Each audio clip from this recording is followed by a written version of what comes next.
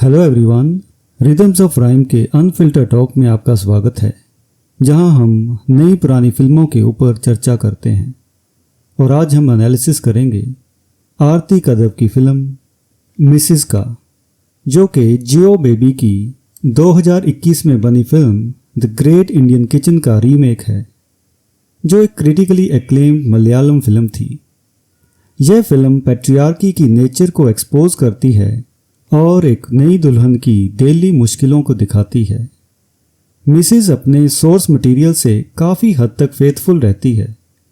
उसके core themes और narrative beats को मिरर भी करती है, पर ओरिजिनल के इम्पैक्ट को सॉफ्ट कर देती है। हिंदी रीमेक डोमेस्टिक ऑपरेशन को इफ़ेक्टिवली कन्वे करती है, लेकिन उस इमोशनल इम्पैक्ट की कमी महसूस होती है जो द ग्रेट इंडियन किचन को इतना अनसेटलिंग बनाती है। जिन ऑडियंसेस ने ओरिजिनल नहीं देखा, उनके लिए मिसेस जेंडर रोल्स और ट्रेडिशनल हाउस होल्ड्स की मैरिज डायनामिक्स का एक स्ट्रॉन्ग पोर्ट्रेयल है। लेकिन जो लोग द ग्रेट इंडियन किचन देख चुके हैं, उनके लिए मिसेस एक सैनिटाइज्ड और ज़्यादा मेन स्ट्रीम फ्रेंडली वर्जन लग सकती है, जो ओरिजिनल की डेप्थ और नुएंस को कुछ हद तक लूज कर देती है। फिल्म के प्लॉट की बात करें तो रिचा यानी सान्या मल्होत्रा एक फ्री स्पिरिटेड डांसर है, जो डॉक्टर दिवाकर कुमार यानी निशांत धैया के साथ एक अरेंज्ड मैरिज में बंध जाती है, जो एक गायनेकोलॉजिस्ट हैं। वह एक ऐसे रिश्ते की कल्पना करती है जिसमें म्यूचुअल रिस्पेक्ट हो, लेकिन जल्दी ही खुद को एक आदर्श बहू बनने की उम्मीदों में जकड़ा हुआ महसूस करती है।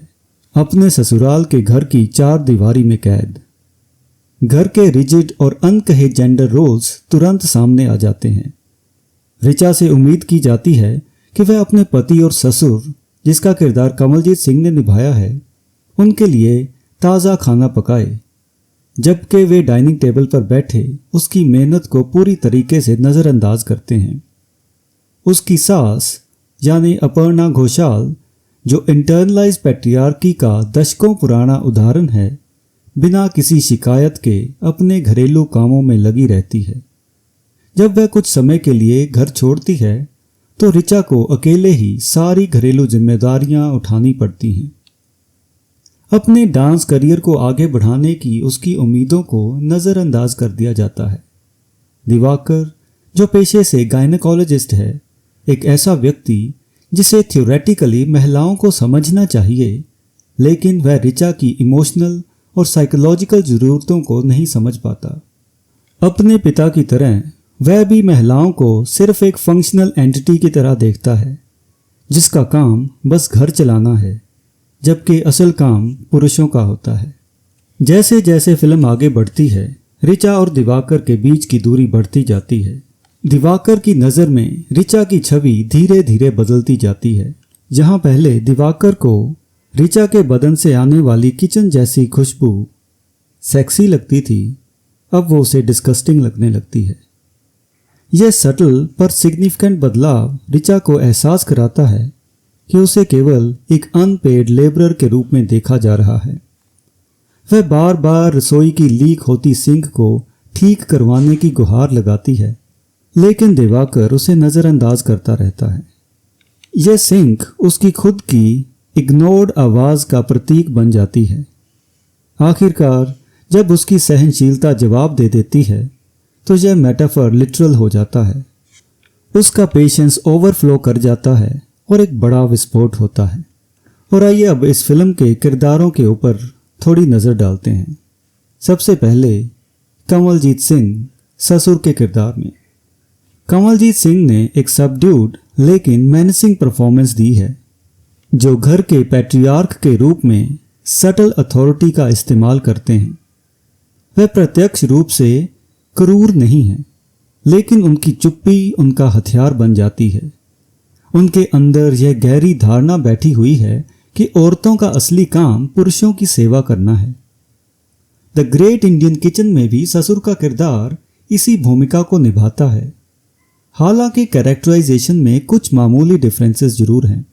और अब बात करते हैं सास के किरदार की, जिसका रोल निभाया है अपर्णा घोषाल ने। जहां द ग्रेट इंडियन किचन में सास बाद में अपनी बहू की साथी बनकर उसे टीचिंग जॉब के लिए अप्लाई करने के लिए इनकरेज करती है, वहीं मिसेज में उसे पैट्रियार्की के साइकिल में पूरी तरीके से कॉम्प्लिसिट दिखाया गया है।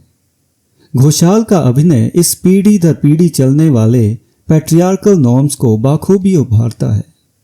और अब बात करते हैं पति के किरदार में निशांत दहिया यानी डॉक्टर दिवाकर कुमार। निशांत दहिया अपने किरदार को चिलिंग एक्यूरेसी के साथ निभाते हैं। एक ऐसा पति जो ऊपर से सभ्य लेकिन अंदर से गहराई तक मिज़ोजिनिस्टिक लगता है। उनकी परफॉर्मेंस यह दिखाती है कि पैट्रियार्की हमेशा हिंसक नहीं होती, बल्कि पैसिव निग्लेक्ट, एंटाइटलमेंट और इमोशनल मैनिपुलेशन के जरिए भी मैनिफेस्ट हो सकती है। वह ऋचा के दर्द को नज़रअंदाज करता है, जिससे उसका किरदार और भी इन्फ्यूरिएटिंग बन जाता है।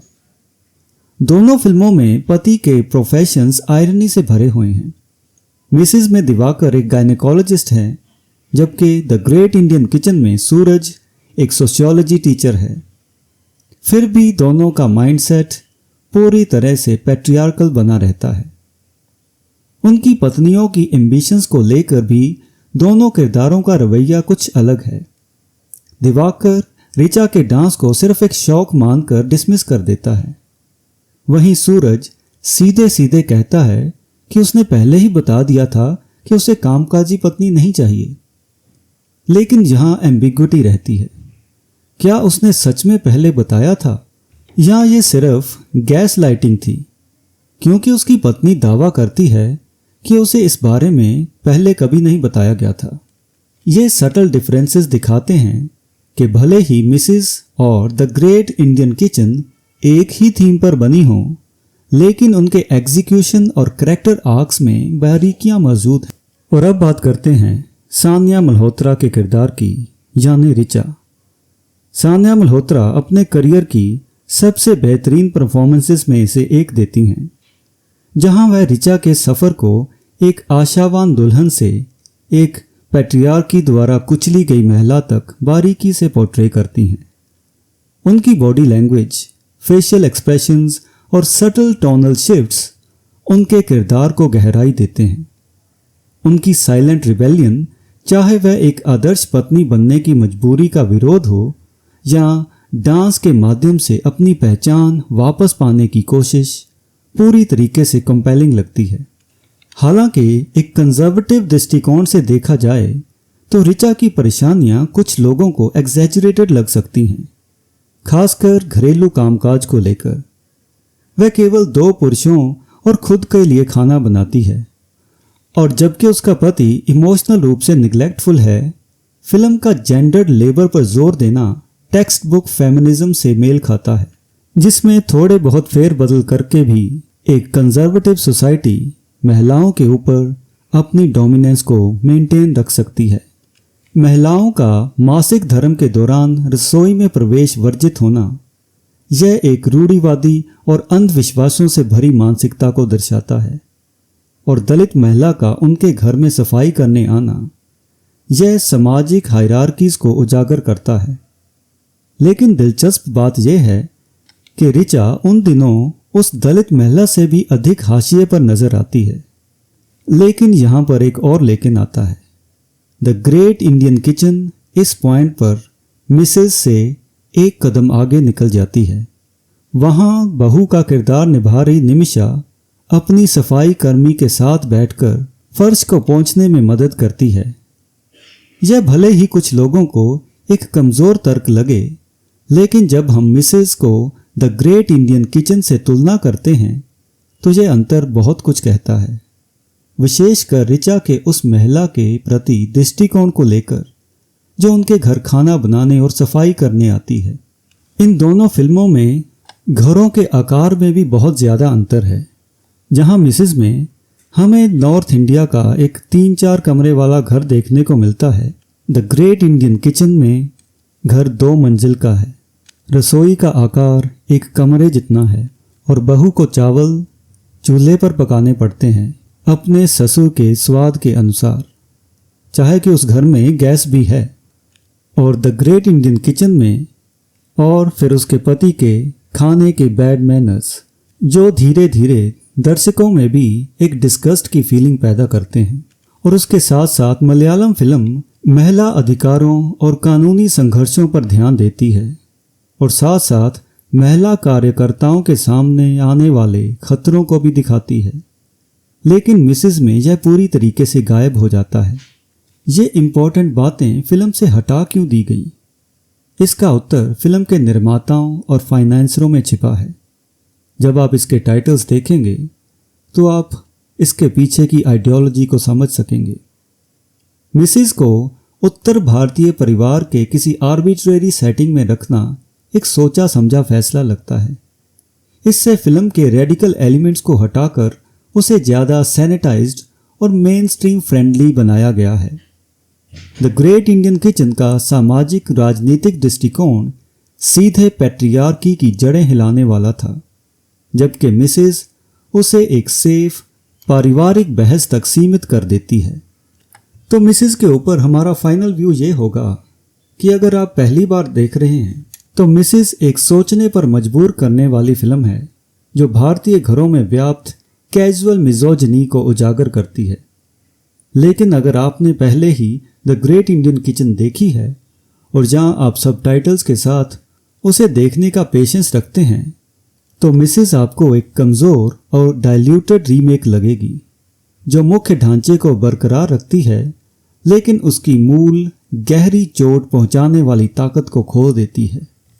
और जाते जाते एक बात और, द ग्रेट इंडियन किचन के डायरेक्टर और राइटर जियो बेबी हैं, एक पुरुष। और इस फिल्म की स्टार्क रियलिटीज़ को देखकर बहुत सारी महिला जर्नलिस्ट बहुत ज़्यादा प्रभावित हुई थी कि एक पुरुष इस विषय पर इतनी ऑनेस्ट फिल्म कैसे बना सकता है। पर शायद उनको आरती कदम के लिए भी उतना ही सरप्राइज होना चाहिए कि वो एक इतनी डाइल्यूटेड फिल्म कैसे बना सकती हैं। अनफिल्टर टॉक में आज के लिए इतना ही। अगर आपको ये टॉक पसंद आया हो तो आप रिदम्स ऑफ राइम को लाइक और सब्सक्राइब करना ना भूलें और अपने दोस्तों के साथ भी इस चैनल को शेयर करें ताकि वो भी नई पुरानी फिल्मों के ऊपर हमारे अनफिल्टर टॉक्स को देख सकें। And until next time, goodbye and thank you.